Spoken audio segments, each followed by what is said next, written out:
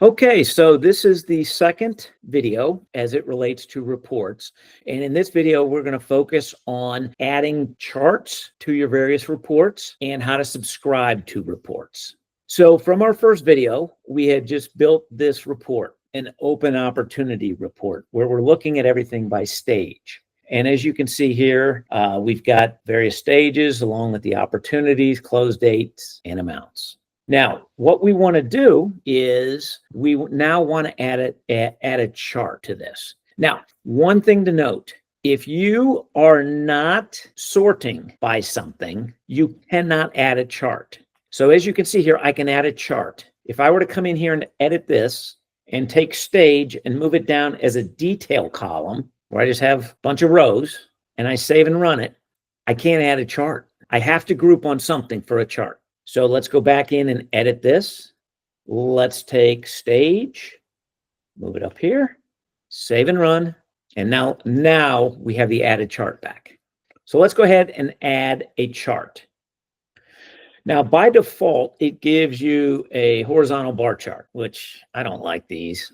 But all you need to do is click on the gear here. And what it shows you is the various types of components that you can do. So here's your bar. We can do a column. We can do a line, donut, funnel. So for opportunities, a funnel is the best option because you want to see it from the initial stage down to the ones that are about to close. In this case, we're going to click on the funnel.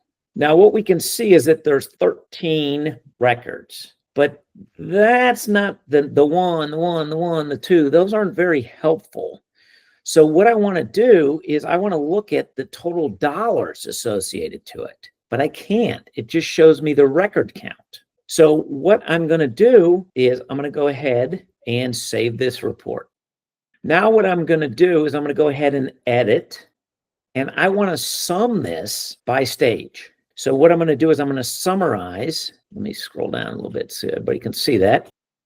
And it's not letting me. So I'm going to just go in here, summarize, sum, and I'm going to save and run. Okay, now I'm back to the report. What I did was I summarized the amount by stage. So now what I want to do is I want to come in here and I want to edit this. And I want to do the sum of the amount by stage. Oh, that's a lot better. Now, as you can see, I'm showing the values here. I could also show percentages. Okay. There's also this checkbox to combine small groups into others. All right. That's often good if you've got a number of different values and many of them are so small that you can't even see it on the graph. But in this case, I'm going to just go ahead and I'm going to save that. So now we can see that the total is 2.1 million. We can see it based upon the stage. And I look at that and I say, yeah, that's really good. So now I'm going to go ahead again and just save it just to make sure.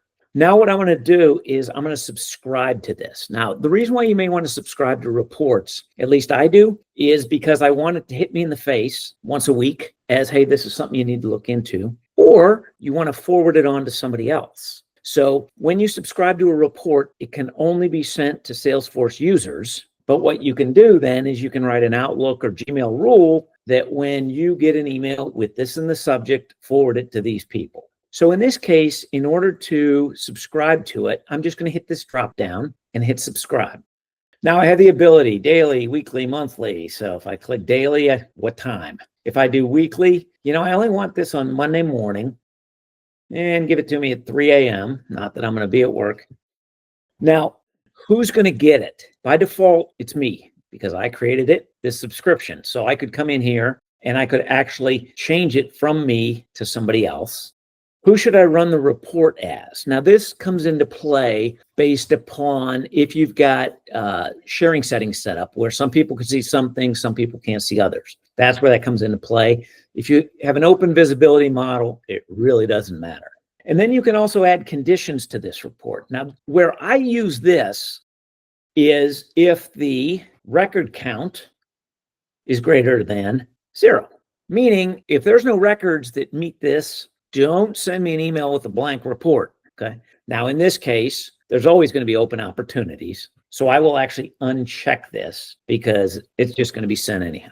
So, but again, I use conditions a lot on reports because I only want to be notified if something exists, and you don't have to just send me an email to remind me that nothing exists. Okay. So I'm just going to go ahead and save that. And now every Monday at 3 a.m., I'm going to be emailed this report. So this is the conclusion of the second video. In the third video, we're going to get into dashboards and talk about how you can use dashboards to show a number of different charts at the same time. Thank you very much.